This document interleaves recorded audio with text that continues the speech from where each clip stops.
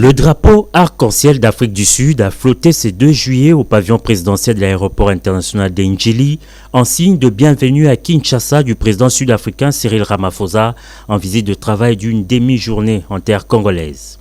Accueilli par la première ministre Judith Suminwa Tuluka, le président Cyril Ramaphosa s'est brièvement entretenu au pavillon présidentiel de l'aéroport avec la chef du gouvernement congolais avant de prendre la direction de la cité de l'Union africaine.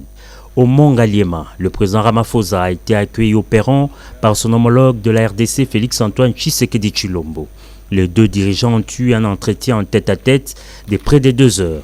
En sa double qualité de président d'un pays ami à la RDC et de champion de l'Union africaine pour la prévention, préparation et riposte contre les maladies infectieuses, le président Ramaphosa a assisté à une importante réunion avec l'équipe nationale des ripostes contre la maladie à virus Ebola. Le président Ramaphosa a obtenu des informations des premières mains sur la réponse médicale apportée à cette 17e épidémie. Au cours de cette rencontre, le président Ramaphosa a salué le leadership du président Tshisekedi dans l'organisation de la riposte et la résilience nationale. Il a annoncé un appui financier de 13,5 millions de dollars américains pour le compte de son pays. Les deux chefs d'État ont fait le déplacement de l'Institut national des recherches biomédicales INRB pour visiter ses laboratoires de renommée internationale. Guidés par son directeur général Dr Muyembe Tamfoum, les deux dirigeants ont visité quelques compartiments de ce plus grand laboratoire d'Afrique subsaharienne.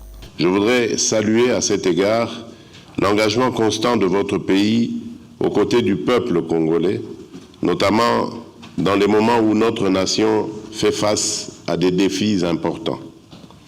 Au cours de notre entretien, nous avons d'abord évoqué l'évolution de la riposte contre l'épidémie de maladie à virus Ebola, causée par la souche Bundibugyo, qui affecte actuellement certaines zones de l'Est de la République démocratique du Congo. Face à cette résurgence, mon pays a réagi avec célérité, responsabilité et détermination. Fort de l'expérience acquise au cours des précédentes flambées épidémiques, nous avons mobilisé d'importants moyens humains, financiers, techniques et logistiques afin de contenir la propagation de la maladie, renforcer la surveillance épidémiologique, améliorer les capacités de diagnostic, assurer la prise en charge médicale et associer davantage les communautés à la riposte.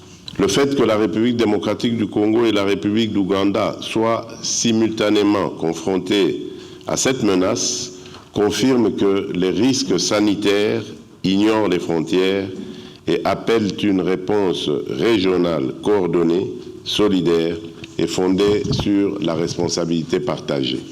L'Afrique du Sud, par la voix de son président, se met aux côtés de la RDC dans ce combat. La nation arc-en-ciel annonce un décaissement de 13,5 millions de dollars en appui à la riposte contre Ebola. Cette visite d'État a également permis de passer en revue la situation de l'immigration en Afrique du Sud avec les actes de xénophobie enregistrés. À ce sujet, le chef d'État congolais a plaidé pour une opération qui tient compte du respect des droits de l'homme et de la dignité humaine. En réponse, Pretoria assure que la sécurité des étrangers sera prise en compte et les actes de xénophobie seront étouffés. Bien avant cette restitution, les partenaires de la RDC dans la riposte contre Ebola se sont succédés pour réaffirmer leur soutien à Kinshasa dans la lutte contre cette pandémie. Ils ont chacun annoncé des décaissements de fonds en appui aux 50 millions de dollars du gouvernement congolais pour endiguer cette maladie. C'est donc par cette étape que s'est clôturée cette visite de travail de quelques heures du président Ramaphosa en RDC.